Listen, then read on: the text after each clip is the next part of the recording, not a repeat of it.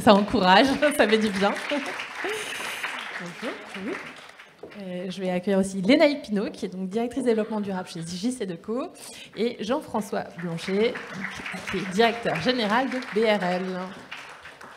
On fait un côté fille, un côté garçon.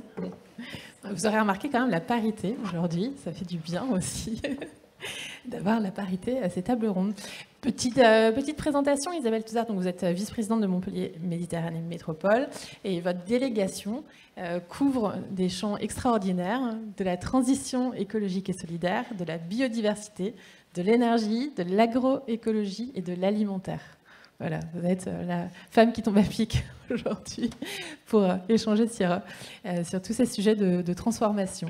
Lénaïque Pinault, donc vous êtes directrice développement durable et qualité chez JC2Co. Vous êtes une spécialiste des questions de RSE et de marque engagée, puisque vous avez précédemment travaillé sur la marque lait de vache chez Danone et puis chez EY. Et du coup, les questions d'éco-conception et de décarbonation et de performance extra-financière, on vient d'en parler, n'ont pas de secret pour vous. Et donc Jean-François Blanchet, donc, directeur général de BRL, que beaucoup connaissent ici, j'imagine, qui est donc le grand réseau hydraulique, qui est propriété de la région Occitanie et Pyrénées-Méditerranée. Vous intervenez en France et à l'international dans les domaines de l'eau, de l'environnement, de l'aménagement du territoire. Et donc BRL et ses experts sont au cœur des problématiques liées au changement climatique. On l'a vu, on nous l'a rappelé encore cet été, notamment les sujets de sécheresse, mais aussi d'inondation et de protection de la biodiversité. Donc on va consacrer les 45 prochaines minutes à mieux comprendre les engagements de chacun en matière d'environnement et de social, et puis d'examiner aussi comment concrètement les entreprises interagissent avec leurs écosystèmes, et notamment leurs écosystèmes locaux, les territoires, pour relever collectivement les défis auxquels on doit faire face. Donc on va commencer peut-être par vous, Isabelle Touzard, sur l'engagement de la métropole aujourd'hui en tant qu'organisation, comment elle s'engage en faveur de la transition écologique et sociale, quel est le rôle aujourd'hui de la collectivité dans la lutte contre le réchauffement climatique, la protection de la diversité, et comment vous opérez en faveur de cette transition. Le champ est extrêmement large. Vous avez 30... J'aimerais bien vous dire, vous avez 4 heures. Extrêmement vaste, parce qu'une collectivité intervient à différents titres, en fait. Elle intervient au titre de ses compétences et de ses obligations en tant que collectivité. Alors, il y a le fameux plan climat, qui dresse la trajectoire de nos actions, nos plans d'action aux horizons 2026, 2030, 2050 pour atteindre la neutralité carbone en 2050. Donc là, c'est un petit peu comment, au travers de toutes les politiques publiques qui sont celles d'une intercollation. Alors, il faut savoir que la métropole de Montpellier est une des celles de France qui est les plus intégrées, c'est-à-dire à laquelle les communes ont confié le plus de délégués, le plus de compétences, et le département aussi, hein.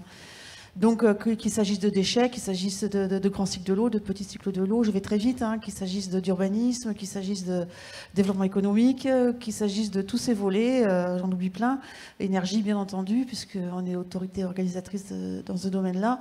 Voilà, dans toutes ces politiques publiques, comment on va travailler sur ces questions de décarbonation, d'économie d'énergie, de protection de la ressource, avec une entrée sociale très importante, d'autant plus sur nos territoires qu'on est un des territoires en France où le taux de pauvreté est quand même le plus important et ça ne s'améliore pas.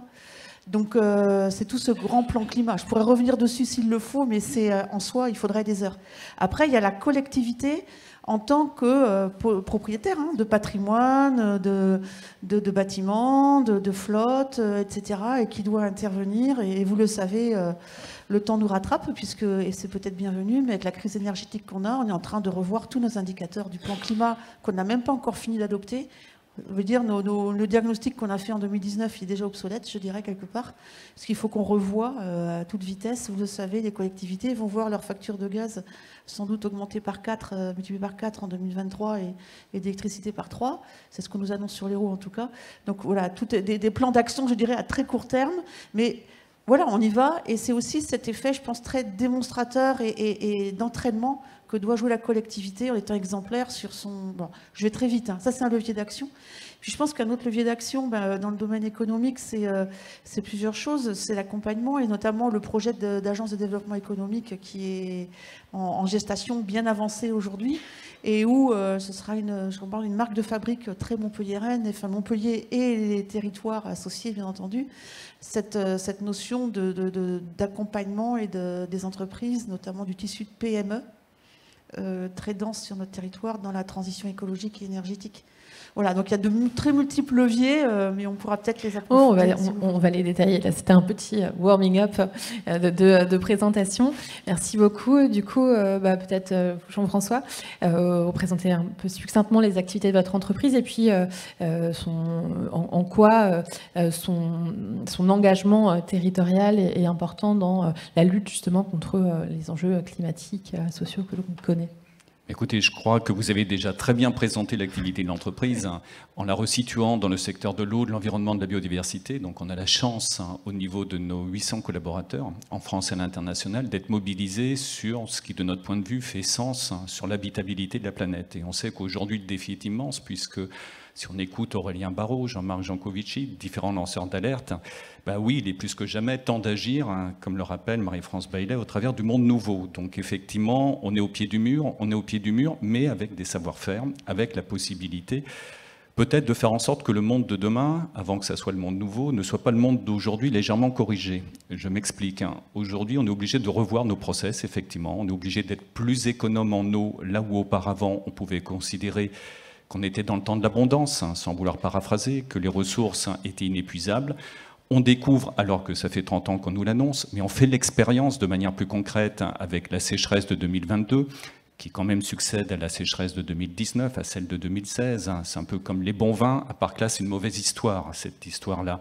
C'est une histoire où, effectivement, il nous faut aujourd'hui mettre en place des dispositifs qui permettent de sécuriser l'accès à l'eau plus durablement. Et là, je viens au cœur d'activité de notre entreprise, où avec la région Occitanie, nous avons pour responsabilité de mobiliser des ressources plus durables, en tout cas dans l'état actuel des choses. On peut penser à la ressource du Rhône, même si le changement climatique l'affectera, ou des ressources stockées dans des barrages, pour pouvoir, par des transferts d'eau, faire en sorte d'amener une eau qui vienne compléter les ressources en eau locale. Et puis, la mère des batailles sera aussi de faire des économies d'eau, parce qu'on ne pourra pas sans arrêt amener plus d'eau pour plus d'activités. Cette croissance-là, comme on le disait simplement, les arbres ne poussent pas jusqu'au ciel, c'est vrai en toute matière et c'est vrai pour l'eau. Donc c'est un défi qui est un défi d'entreprise, développer des technologies, des savoir-faire. C'est un défi de filière, la filière française de l'eau, le pôle de compétitivité qui a son siège social ici, à Montpellier, France Water Team, sa déclinaison locale Aqua Valley. Donc, quand vous évoquez le terme de territoire, effectivement, il faut qu'on fasse écosystème parce que seul, on peut se croire très intelligent, très fort, on est en fait très petit. Ce qui fait que nous sommes forts, c'est lorsqu'on est maillé, lorsqu'on travaille avec d'autres structures, lorsqu'il y a de l'intelligence collective et lorsqu'on se re-questionne et qu'on pense contre nos idées reçues, contre nos certitudes. Mais je m'arrête là parce qu'il y a beaucoup à dire. Non, et puis on va y revenir parce que c'est effectivement l'objet de cette conférence, vraiment cette logique d'écosystème, de travail en écosystème, en réseau, qui est aussi, qui est lié aux défis auxquels on doit faire face et qui change la manière de travailler, de collaborer entre les entreprises entre elles et avec les territoires. Lénaïque Pinault, du coup, JC2Co aussi a dans son business model un lien très fort avec les territoires et je pense que vous voulez nous en parler un peu. Oui, en effet, souvent le business model de JC2Co est méconnu. On est un véritable acteur des territoires puisque dès la création de l'entreprise, notre fondateur a voulu apporter des services et des innovations responsables aux citoyens, aux collectivités, financés par la communication extérieure des grandes marques. Donc en fait, ce business model, on a cessé de le développer depuis 1964. Donc on a commencé par créer les abribus, où nous avons adossé de la publicité pour que les abribus soient gratuits pour les usagers et les collectivités. Et ensuite, par la suite, on a développé Vélib à Paris, on a Vélo Toulouse, avec plus de 10 000 usagers au quotidien. Et donc on est un véritable acteur de la mobilité douce. Et donc, on continue, on travaille aussi sur des capteurs d'air, on a des innovations un peu plus disruptives sur comment on anticipe les lois pour justement faciliter le recyclage, le tri sélectif urbain, en mettant en place toujours des innovations avec notre écosystème et l'ensemble de nos partenaires.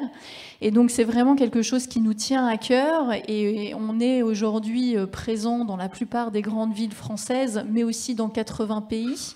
On a plus de 10 000 collaborateurs. Donc moi, je m'occupe du groupe, de tous ces pays-là. Mais en fait, moi, je ne suis que la somme de toutes ces régions. Et c'est pour ça que je suis ravie d'être là aujourd'hui, parce qu'on ne peut pas travailler aujourd'hui de façon cloisonnée. Il faut travailler avec l'ensemble de son écosystème. On a plus de 700 fournisseurs en France, principalement des TPE et des PME. Et c'est avec eux qu'on doit créer les solutions de demain pour créer justement ce nouveau monde et réussir à travailler sur des enjeux comme la biodiversité, l'eau, les déchets, on en a parlé. On va revenir tout à l'heure sur le sujet du lien entre les entreprises et le travail collectif entre entreprises. Moi, je m'intéresse aussi au travail collectif avec les pouvoirs publics. Et comment aujourd'hui les pouvoirs publics, par les politiques publiques, accompagnent les entreprises dans leur transition. Vous avez commencé à en parler tout à l'heure, Isabelle Touzard, au sujet de l'Agence de développement économique. Mais quelles sont déjà les choses que vous avez mises en place pour accompagner les entreprises dans leur transition ? Alors, c'est extrêmement vaste comme sujet. Il y a déjà tout ce travail qui est fait dans cet accompagnement. Vous le savez, Montpellier, au niveau de l'accompagnement des startups, etc., est quand même très en avance. On fait tout un travail, alors sans revenir sur tout ça, parce que c'est assez connu, il y a aujourd'hui tout un travail qui va être fait avec les territoires voisins également, parce que là, on le sait que c'est pas que sur le territoire montpelliérain qu'on arrivera à résoudre le gros problème, excusez-moi, de l'accès au foncier. Et aujourd'hui, on le voit avec l'exemple de la table, du pitch qu'on a eu juste avant sur l'économie circulaire, qu'il y a toute une économie en effet nouvelle qui doit pouvoir s'installer sur le territoire avec des besoins en foncier. Donc là, il y a, je dirais qu'en termes de réflexion sur les orientations stratégiques, excusez-moi, qu'on doit avoir sur l'installation, l'implantation des entreprises, ce volet-là de l'impact, et de ce que vont apporter ces entreprises sur le territoire est important. Donc ce volet de l'économie circulaire qui est très important. Et d'ailleurs, on a une délégation, c'est François Vasquez, mon collègue, qui est au déchet, qui est sur ce sujet-là. Et c'est vraiment un gros volet qu'on veut développer. Pour revenir sur l'agence de développement, c'est important, c'est un changement de culture quand même par rapport aux agences de développement plus classiques qu'on connaît, qui sont orientées pour la plus grande part sur les concepts d'attractivité ou d'innovation. Alors l'innovation, on sait faire à Montpellier, je crois que ça a déjà été prouvé, mais l'idée c'est de dire que on a un tissu d'entreprise présent ici, et qui, essentiellement de TPE, PME, comme je disais, et qui, dont on constate, au sortir justement de ces phases d'incubation, dont, arrive à se développer réellement sur le territoire. On a mis à part quelques cas, on en connaît. Et donc, il y a comment vraiment, et ça, je pense que ça contribue vraiment de façon très globale à cette notion de transition écologique, c'est comment faire que l'existant, ici sur le territoire, nos tissus d'entreprise arrivent à se développer sur un modèle de croissance qui soit un modèle bien entendu soutenable et où, les besoins s'adaptent aux ressources et non pas l'inverse, non pas les ressources qui doivent s'adapter aux besoins.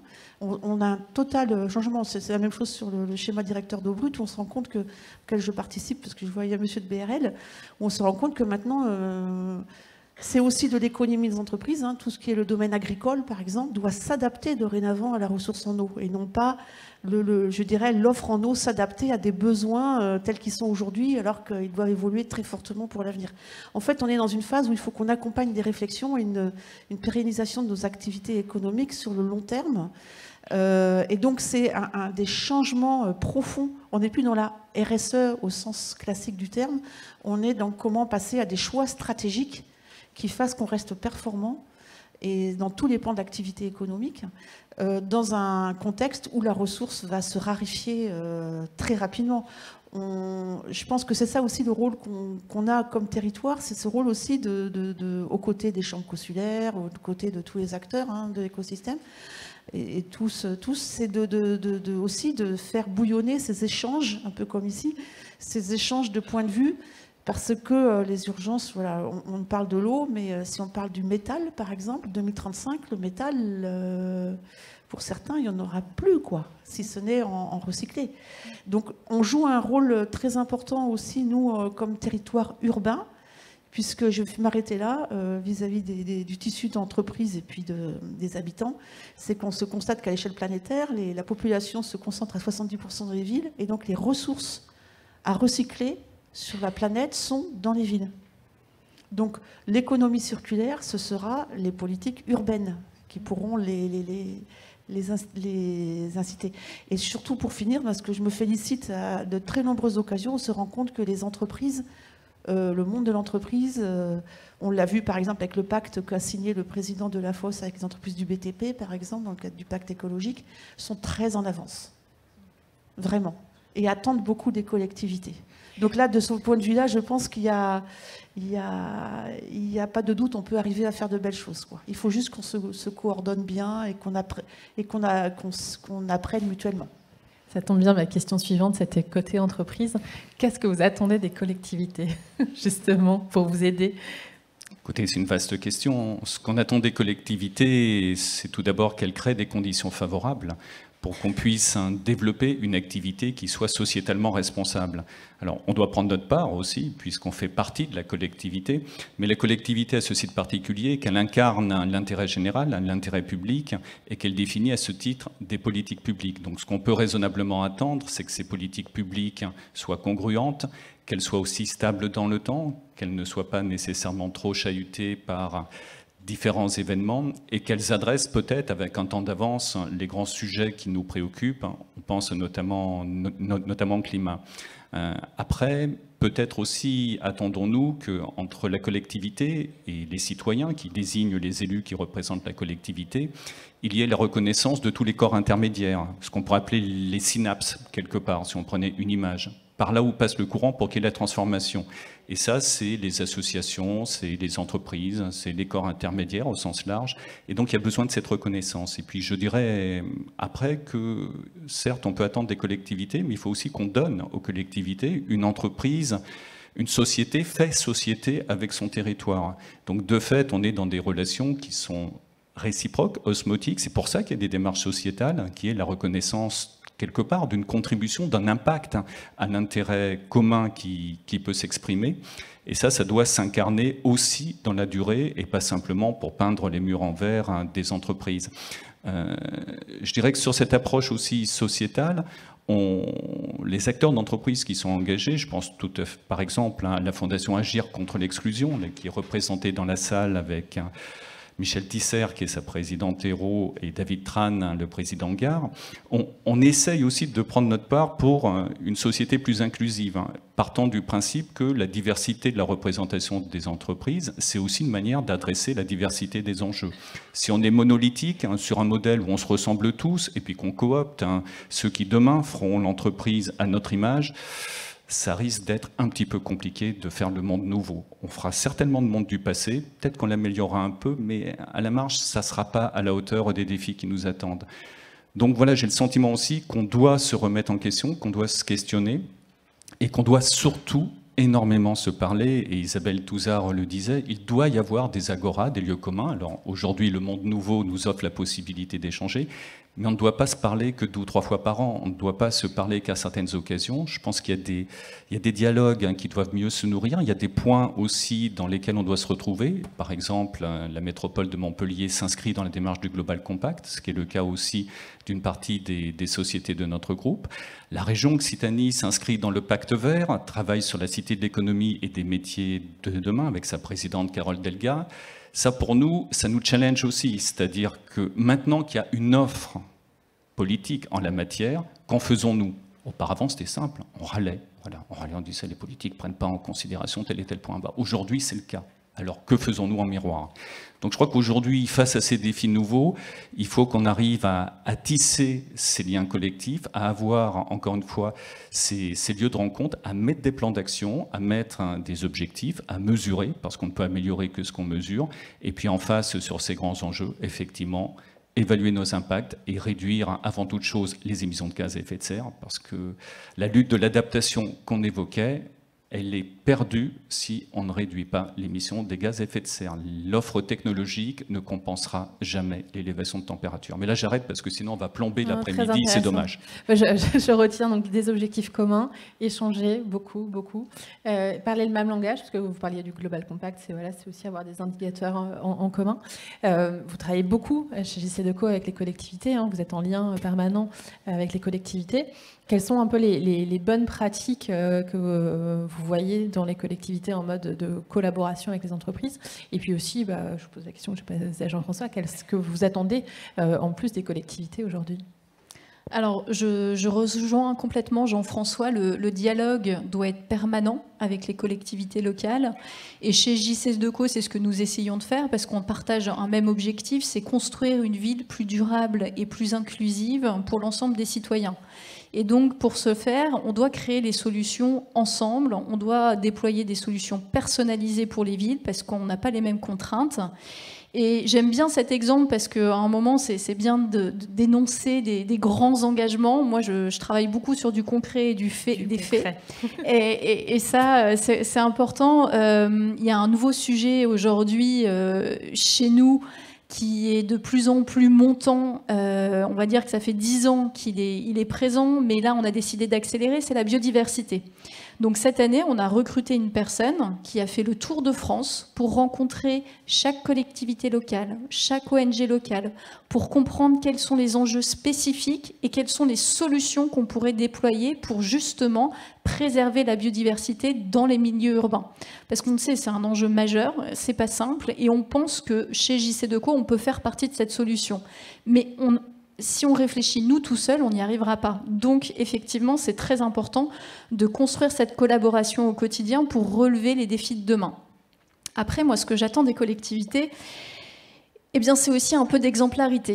Je suis d'accord, il faut qu'on s'engage tous ensemble. Et nous, chez JC2Co, on s'est engagé depuis la création de l'entreprise. La frugalité, c'était le maître mot de notre créateur, avec la récupération des eaux de pluie. Par exemple, sur la région Toulouse-Montpellier, on a plus de 7 cuves qui nous permettent de récupérer jusqu'à 70 000 litres d'eau pour nettoyer nos mobiliers. On est reconnu par toutes les agences de notation extra-financière. On va au-delà de nos pairs parce que ça fait plus de 50 ans qu'on travaille sur le développement durable et mon département a été créé il y a plus de 15 ans. Et donc aujourd'hui, on a des gros investissements derrière. Tout ça, ça a un coût pour une entreprise. Mais c'est un choix. Donc on l'assume, on le fera et on continuera de le faire parce qu'on est persuadé que c'est ce qu'il y a de mieux à faire. Par contre, moi, ce que je veux, c'est aussi que les collectivités locales, elles reconnaissent cela dans les appels d'offres. Notamment, aujourd'hui, moi, je suis cet indicateur, parce qu'on parle beaucoup d'indicateurs. Dans tous les appels d'offres auxquels on répond sur l'ensemble des territoires dans lesquels nous sommes présents, seulement 36% des appels d'offres incluent des critères environnementaux, 10% des critères sociaux. Alors certes, c'est en progression. Mais sur ces 36 appels d'offres qui contiennent des critères environnementaux, le poids, 10%. Et aujourd'hui, ce n'est pas forcément discriminant. Parce qu'il y a peut-être aussi un enjeu, c'est de travailler ensemble sur c'est quoi les bons critères RSE pour choisir notre fournisseur en tant que collectivité locale. Et donc ça, nous, c'est un combat qu'on a au quotidien et qu'on doit mener ensemble. C'est comment on arrive aussi à utiliser la commande publique pour accélérer la transition. La commande publique, c'est à peu près 10% du PIB en France, en fonction des différentes sources. Donc on le voit, on a un outil majeur pour accélérer la transformation qui est aujourd'hui sous-utilisé parce qu'aujourd'hui, on n'arrive pas à discriminer les fournisseurs et à privilégier ceux qui ont des vrais engagements.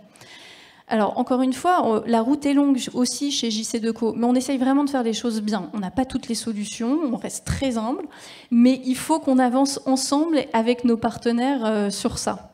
Et la troisième chose, moi, je pense, qui est importante pour une collectivité locale, et c'est lié à notre business model, c'est qu'il n'y aura pas de transition sans communication. Aujourd'hui, je pense que tous dans la salle, on est aussi aujourd'hui présents parce qu'on cherche des solutions. Et on ne les a pas tous, et on ne les a pas toutes. Donc il faut qu'on arrive à utiliser le pouvoir du média pour communiquer, accompagner les transitions, rendre plus désirables les comportements vertueux de demain. Et je pense que la communication a un rôle majeur à jouer, et notamment l'affichage, parce qu'on est le média présent dans la rue, que tout le monde voit au quotidien. Et on est un peu une anticipation de ce que sera la société de demain. Par exemple, en France, 60% des campagnes sur les voitures sont sur des voitures électriques. Aujourd'hui, quand on regarde le parc automobile en France, on n'y est pas. Mais c'est aujourd'hui, en communiquant sur ces innovations responsables, en mettant en avant les produits dont parlait Pierre Fabre tout à l'heure, qu'on peut aussi sensibiliser le consommateur et promouvoir des solutions plus responsables. Donc je pense qu'on a plein de choses à faire ensemble avec les collectivités locales et que je rejoins Jean-François Blanchet, la communication et le travail main dans la main est important si on veut trouver ces solutions et les co-créer ensemble. Merci beaucoup Isabelle Touzard. Est-ce que ça a changé la manière de collaborer aujourd'hui entre les collectivités et les entreprises? Est-ce que vous avez mis en place de nouvelles instances, par exemple, pour dialoguer plus régulièrement? Est-ce que... C'est quelque chose qu'on... Je sais pas si... J'ai l'impression que ça marche plus. Prêtez mon micro. Ça marche? Non. Il y a peut-être plus de batterie. Vous m'entendez là? Voilà. Donc, ce travail va être mené dans le cadre du plan climat. Parce qu'un plan climat, c'est également, qui est en train, juste pour votre information, dont le projet a été approuvé et qui va être définitivement approuvé au début de l'année prochaine. Et donc ça, c'est un des volets du plan climat, qui est justement tout ce travail déjà et c'est le rôle d'un territoire, de mise en valeur de toutes les initiatives déjà, qu'elles soient des entreprises, des citoyens, des associations. Voilà, puisque ce qui est important, c'est que tout un territoire se mette en marche, pas seulement les collectivités. Voilà. Donc ça, c'est un premier sujet. Donc tous ces organes-là, il y a déjà eu des pactes thématiques qui ont été mis, comme je vous ai parlé du pacte écologique avec le BTP, avec le président, il y en a d'autres. Donc ça, c'est quelque chose qui est une fiche. Il y a 28 fiches actions dans le plan climat, c'est une fiche action à part entière, c'est voilà, tout ce travail-là. Juste pour la commande publique, en effet, et c'est vrai que par exemple sur la métropole, pour revenir juste sur la métropole de Montpellier, l'accent était très fortement mis sur les causes sociales dans les marchés, ça c'est sûr. Et il y a eu donc une délibération en début d'année. Voilà. Alors, excusez-moi, j'ai plus le sigle exact du règlement en question pour introduire justement de façon volontariste ces questions environnementales dans les marchés. Mais il y a déjà un domaine dans lequel, sur la métropole, il y a eu beaucoup de choses de faites. C'est le domaine de la restauration scolaire, puisqu'on le sait, c'est un levier de la commande publique qui peut, malgré les clauses, je dirais, européennes qui peuvent nous limiter, par exemple, sur les notions de proximité ou d'origine géographique des fournisseurs, on arrive à des résultats très très forts, qui vont bien au-delà des attentes réglementaires de la loi Egalim. Et justement, les collectivités ont aussi un quatrième rôle, je dirais, ou cinquième, je ne sais plus où j'en suis, qui est celui de lobby vis-à-vis du gouvernement, au travers de nos réseaux, comme celui de France Urbaine, pour faire, par exemple, dans le domaine alimentaire, une exception, comme il y a l'exception culturelle, l'exception alimentaire. On part de l'hypothèse que c'est un besoin fondamental et qu'on ne peut pas traiter ces marchés comme d'autres. Voilà, il y a aussi un travail au niveau lobby mené pour faire évoluer.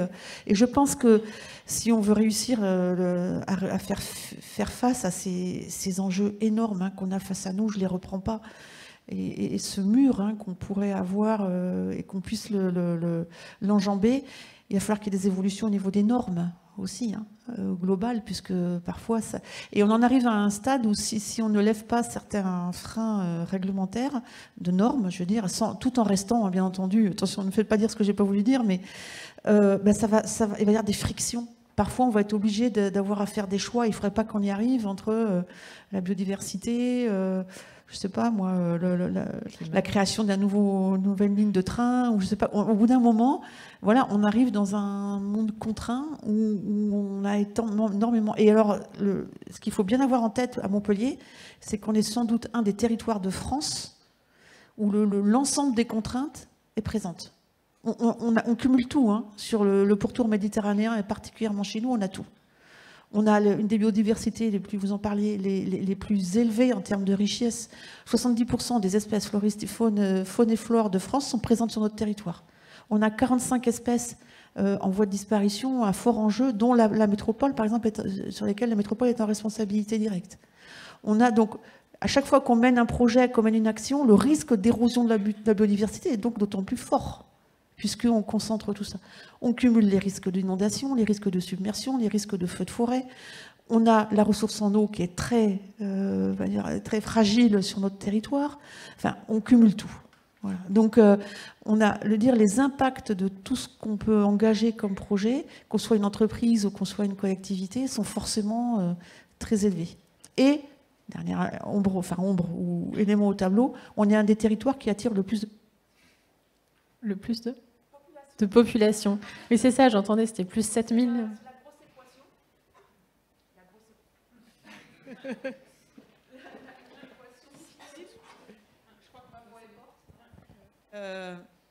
L'équation très difficile, c'est à la fois d'avoir une population qui croît très rapidement et face à ça, un territoire extrêmement vulnérable. Et donc la solution, elle ne viendra aussi que dans le... Et ça, c'est le rôle qui est attendu par la loi MATPAM des métropoles et la loi NOTRe, c'est cette capacité à coopérer avec les territoires voisins et à faire en sorte que cette cohérence globale, on la trouve à une échelle interterritoriale de coopération. Et on a beaucoup parlé des territoires, des collectivités, du lien entreprise-collectivité. Il y a aussi un sujet dans cette notion d'ancrage territorial, c'est la dimension des partenariats qui est très forte. Et on le sait aujourd'hui, notamment avec l'intégration du scope 3 dans les bilans carbone. On va faire de plus en plus attention aux émissions CO2 aussi de ces fournisseurs. Il y a un vrai enjeu aujourd'hui d'embarquer ces fournisseurs et l'ensemble de ces parties prenantes, mais principalement ces fournisseurs, dans leur transformation. Comment vous travaillez, vous, aujourd'hui, avec vos fournisseurs pour les accompagner? Alors, moi, je veux bien commencer. Donc, je parlais de la commande publique. Donc, si on milite pour avoir des critères dans la commande publique, nous aussi, on s'impose un peu cet engagement-là, bien évidemment. Donc, chez JCDecaux, 30% des critères de sélection d'un fournisseur sont liés à des critères RSE, développement durable. C'est important parce qu'on est en train de changer complètement du paradigme de la sélection de son fournisseur basé sur la qualité, le délai et le coût. Et là, on est en train d'ajouter un nouveau critère qui est la responsabilité. Sauf que nos fournisseurs, je le disais, c'est pas que des Veolia, des Pierre Fabre qui sont très grands, très outillés, avec beaucoup de ressources. C'est aussi beaucoup de TPE et de PME. Donc il y a tout un travail de sensibilisation, de pédagogie. Et c'est pas simple parce qu'il faut qu'on les accompagne. L'objectif, c'est pas de leur dire non, vous n'êtes pas vertueux, on vous laisse sur le bord de la route. Non, l'objectif, c'est de les faire monter avec nous et qu'on trouve des solutions ensemble. Mais néanmoins, il faut aussi qu'on arrive à accélérer. Donc c'est un peu ça tout le travail qu'on doit faire aujourd'hui. Et effectivement, la fonction achat, elle est cruciale dans toutes les entreprises aujourd'hui pour répondre aux enjeux climatiques. Parce qu'en gros, ça va faire une quinzaine d'années que les entreprises engagées ont réussi à réduire leurs émissions propres ou qui sont indirectes, mais vraiment liées à leur activité, ce qu'on appelle le scope 1 et le scope 2. Donc ça, c'est fait. Nous, chez JCDecaux, par exemple, on a réduit de 80% en moins de 10 ans nos émissions sur le scope 1 et le scope 2. Il n'y a plus grand-chose à faire. Donc maintenant, moi, c'est le scope 3. Et donc le scope 3, c'est effectivement mes fournisseurs. Donc il faut que je travaille avec eux et il faut qu'on trouve des solutions ensemble. Et ça veut dire aussi que mes fournisseurs doivent se saisir des enjeux environnementaux et sociaux et m'aider dans l'atteinte de mes objectifs. Et vous, comment vous les aidez? Exactement, mais je suis aussi le fournisseur de quelqu'un. Donc par exemple, L'Oréal, c'est l'un de mes clients, un gros client qui fait beaucoup de communication chez nous et qui est très responsable. Et aujourd'hui, L'Oréal me demande de répondre à un questionnaire qui évalue ma performance développement durable qui s'appelle EcoVadis. Et aujourd'hui, si on n'est plus suffisamment bien noté, L'Oréal ne voudra plus travailler avec moi demain. Et donc, on le voit, il y a vraiment une transition qui est en train de se faire, un nouveau changement. Et aussi, je pense que le pouvoir de force, c'est plus le même. C'est plus fournisseur et client. En fait, il faut qu'on soit partenaires pour trouver les solutions pour agir demain. Et donc, c'est un vrai changement de paradigme et c'est ça le monde nouveau de demain. Pour vous aussi, changement de paradigme? J'adhère tout à fait au discours de l'Anaïque Pénos par rapport aux achats. Pour notre groupe, on achète environ 50 millions d'euros de travaux, de services par an, dont les 3/4 ont la particularité d'être opérés sous la forme de commande publique, puisque la holding est une société anonyme d'économie mixte. Donc on conjugue à la fois de l'achat privé et de l'achat public, et on voit justement l'asymétrie des règles, effectivement, et les suggestions que peut faire porter le Code de la commande publique, même si dans son application, il conduit dans un bon nombre de cas une performance de l'achat qui est équivalente aux règles de l'achat privé. Encore faut-il ne pas le voir que par les contraintes, mais dans la manière de pouvoir le mettre en œuvre avec des process très élaborés. Après, c'est clair que garantir l'égalité d'accès, qui est l'un des fondements de la commande publique, peut quelquefois être compliqué lorsqu'une partie, je pense notamment à des canalisations que l'on pose au niveau du territoire, on est soumis à une offre qui est internationale. Comment comparer une offre de fonte indienne, par exemple, qui a été réalisée avec des conditions de travail qui sont propres au pays, certainement pas tout à fait dans le cadre des règles de l'OIT, certainement pas dans le cadre des règles européennes, et par ailleurs une fonte qui aurait été fabriquée en Lorraine, chez Pont-à-Mousson, on va faire un petit peu de marketing et de pub, avec des retombées de travail et des règles d'achat qui sont plus conformes à l'éthique que l'on veut voir, parce qu'il y a l'éthique aussi, on n'en a pas trop parlé, mais l'éthique de la fabrication est un point important, et la manière dont des hommes et des femmes collaborent pour délivrer un produit ou un service. Et là, c'est vrai qu'on est souvent en difficulté pour pouvoir, si je puis dire, discriminer les conditions. Alors, on critique souvent l'Europe, mais l'Europe a mis en place des éléments qui s'appellent les clauses de réciprocité et qui disposent que, en clair, dès lors qu'elle ouvre son accès, l'accès à la commande publique sur le territoire européen, ça impose aux pays tiers de faire la même chose pour les offres européennes. Et il s'avère que sur l'Inde, dans le cas particulier que je cite pour illustrer mon propos, ça n'est pas tout à fait le cas. Donc il nous appartient de pouvoir nous emparer de ce règlement européen qui, donc, au titre de la clause de réciprocité, peut restreindre l'accès à nos marchés, mais, parce qu'il y a un mais, en face, on a aussi les conditions d'emploi de cette règle qui peuvent être un peu compliquées. Et on sait qu'un écart de pratique par rapport au Code de la commande publique est pénalement sanctionné. Donc vous avez des équipes qui en face s'interrogent en disant, est-ce qu'il est bien proportionné que je prenne telle option sur le fondement d'un règlement européen quand ce qui est en jeu est la responsabilité pénale de l'entreprise et ma propre responsabilité pénale. Donc on voit que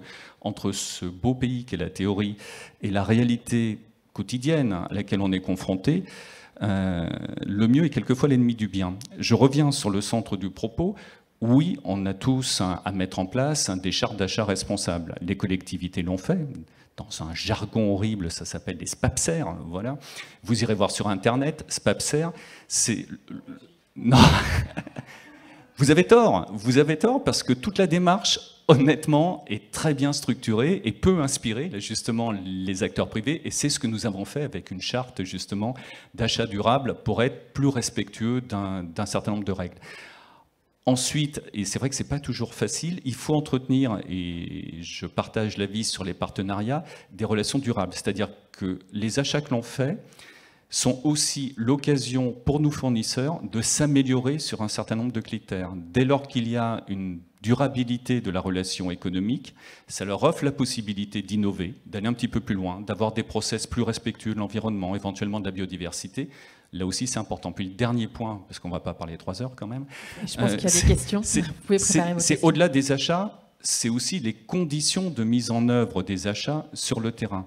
Et là, dans la manière d'opérer, il nous semble important aussi de respecter, on l'évoquait, la biodiversité, de mettre en place des séquences, éviter, réduire, compenser les impacts environnementaux de nos activités. Et l'achat est l'une des composantes qui rentre dans cette vision très systémique. Et pour être très concret aussi sur ce dispositif, on a collaboré avec la Fédération Graines, qui rassemble les associations d'environnement, pour former en fait une trentaine de personnes dans nos équipes au niveau de la maîtrise d'ouvrage. Pour faire simple, c'est la direction des investissements, les exploitants et les ingénieurs de conception, pour qu'ils puissent s'inspirer justement de comment on conçoit un projet qui respectent au mieux la biodiversité. Parce qu'au départ, nos équipes étaient certaines de faire les meilleurs projets au monde. Un ingénieur, ça fonctionne comme ça. J'en parle d'autant plus librement que j'en suis un. Donc voilà. Et le questionnement sur ces sujets n'était pas forcément évident. Et là, ce dialogue, précisément, avec des associations environnementales, la façon de reposer le sujet a été extrêmement stimulante. Et ce qui était au départ un groupe de travail un petit peu imposé, voilà, au titre de notre démarche de responsabilité sociétale, et aujourd'hui totalement intégré, c'est les équipes qui souhaitent conserver cette relation-là et continuer à apprendre. Parce qu'en clair, quand on fait son métier avec un supplément d'âme, on est au-delà de la raison d'être, on est dans la raison d'agir. Voilà, agir pour le monde nouveau, agir en même temps en préservant l'environnement. Et ça, pour faire court, c'est un effet waouh. Voilà, ça leur plaît. Et puis nous, on est contents quand ils sont contents, parce que l'entreprise va mieux et le territoire va mieux aussi. Cercle vertueux. On n'aura pas le temps de revenir sur ces questions de collaborateurs, parce que c'est aussi un vrai sujet, et notamment pour le territoire. Est-ce que vous avez des questions pour nos intervenants? Alors, je vais prendre une question au fond. Il y a un monsieur qui lève la main au fond. Le micro vous arrive. Bonjour messieurs, dames, merci de prendre ma question. Brice Négrier, j'interviens au titre de simple citoyen, mais je suis très intéressé par la démarche que vous venez de vivre, qui est un très beau moment d'échange entre la collectivité et l'entreprise, qui est le schéma directeur, qui permet de se projeter sur la vision du service dans les années à venir. Et j'aurais aimé que vous me parliez des mesures phares que vous avez mis en évidence comme marqueurs de la transition, et vous questionnez si vous avez le sentiment d'être sur une approche disruptive du service ou si vous vous inscrivez dans une continuité. Pour Madame Touzard, votre question. Également pour Jean-François Blanchet, je pense qu'il a beaucoup de choses à dire dessus. Excusez, schéma directeur, vous voulez parler du plan climat ou... Non, vous citez le schéma directeur que vous veniez de faire avec BRL. Non, le schéma directeur eau brute. J'ai été très Exactement. vite parce que j'avais de l'eau brute, oui, tout à fait. Oui. Ça, c'est un travail qui est en cours, hein, donc qui n'est pas encore présenté à tous les partenaires. Donc voilà, mais on se rend compte que dans cette réflexion sur l'eau brute, hein, donc l'eau destinée principalement à l'irrigation, il faut avoir une approche très novatrice. Ne pas raisonner uniquement, en effet, tuyau, mais aussi comment résoudre cette question de la ressource en eau à partir d'une nouvelle vision, d'un nouveau fonctionnement des bassins versants, en fait, sur le territoire. Je ne sais pas, je ne vais pas rentrer dans les choses trop techniques, mais comment on fait machine arrière et on revoit différemment le grand cycle de l'eau. On hérite de décennies d'aménagement où... que ce soit côté agricole, rural ou urbain, on a tout fait pour que l'eau quitte le territoire le plus rapidement possible, je dirais, de façon volontaire ou pas, hein, et arrive à la mer. Et maintenant, tout l'enjeu, c'est comment on fait pour la garder au maximum sur le territoire. Et donc, du coup, comment cette eau qu'on conserve par infiltration, ensuite, on la remet à disposition par des voies les plus naturelles possibles aux usagers, notamment les agriculteurs, pour parler d'eux dans le cadre de la résilience. Voilà, tout ça. Et en fait, c'est toujours pareil. On n'est plus sur des solutions simplistes, enfin simples, je dirais. On est maintenant sur des. C'est pareil pour l'énergie. On parle beaucoup du mix énergétique. C'est pareil pour tout.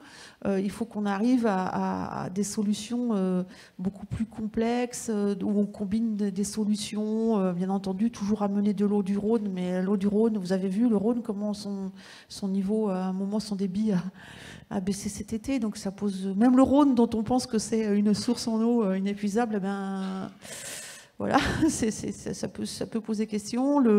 Il pleut toujours autant sur un métropole qu'il y a un siècle. La pluviométrie en totalité, elle n'a pas trop bougé. Mais ce problème, c'est que le régime pluviométrique, il a énormément mieux. Par le coup, c'est beaucoup, voilà, il est beaucoup plus aléatoire. Donc, il faut qu'on réfléchisse à tout ça. Donc, c'est ça, quand je disais le schéma directeur, c'est une nouvelle philosophie, une nouvelle façon d'appréhender tous ces sujets-là. Et puis surtout, j'ai une chance dans ma délégation, c'est que je suis à la fois côté offre et côté demande, côté agriculture, et puis côté avec mon collègue René Révol sur la question de l'eau brute. Et on se dit de plus en plus que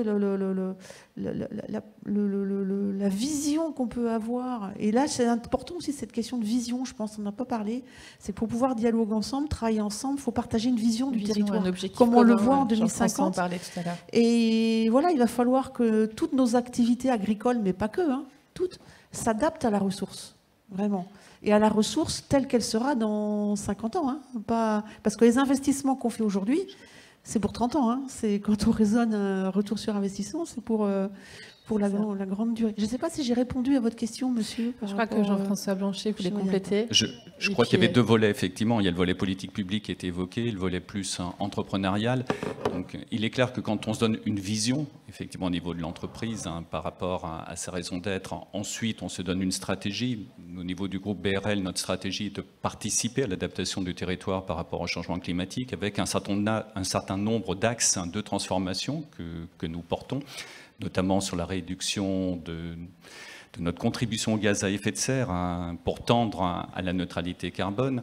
Et ça nous amène à nous questionner effectivement sur des schémas directeurs pour déployer cette stratégie. Avant, quand on disait schéma directeur, ça faisait un brin techno. Depuis que le gouvernement parle d'une politique du plan, ça nous rassure finalement et on se retrouve dans les éléments de langage. En clair, on a monté 3 grands schémas directeurs au niveau du groupe BRL qui nous apparaissent essentiels et sur lesquels on essaye d'agréger également notre communauté actionnariale et surtout nos salariés pour transformer les choses.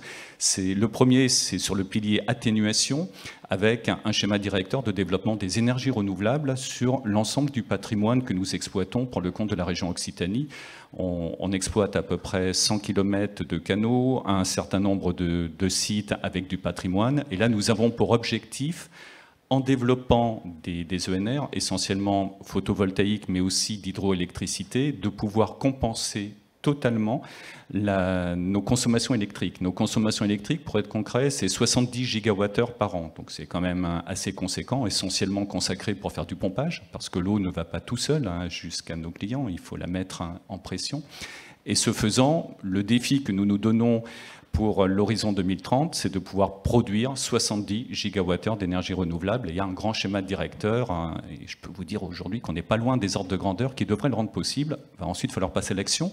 Le deuxième schéma directeur, il y en a 3. Rapidement, mais je fais vois Hubert qui arrive. Oui, mais il faut répondre à la question. Le deuxième schéma directeur, c'est un schéma qui est sur le pilier adaptation. Donc cette fois-ci, l'enjeu, c'est de développer le réseau hydraulique régional pour pouvoir répondre et sécuriser l'accès à l'eau dans un certain nombre de territoires. Donc je souhaite rassurer Isabelle Touzard.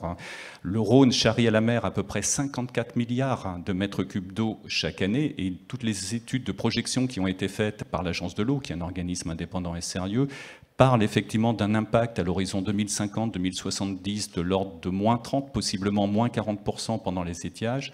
Il restera encore, et nous l'avons vérifié, des débits suffisants pour continuer à pouvoir alimenter les réseaux en question. Pour autant, il faut malgré tout de la sobriété. Donc la sobriété, elle ne doit pas être proportionnée à la disponibilité de la ressource, elle doit être proportionnée à l'usage et comment on peut le satisfaire avec moins d'eau, moins d'énergie. Donc là, on se retrouve tout à fait.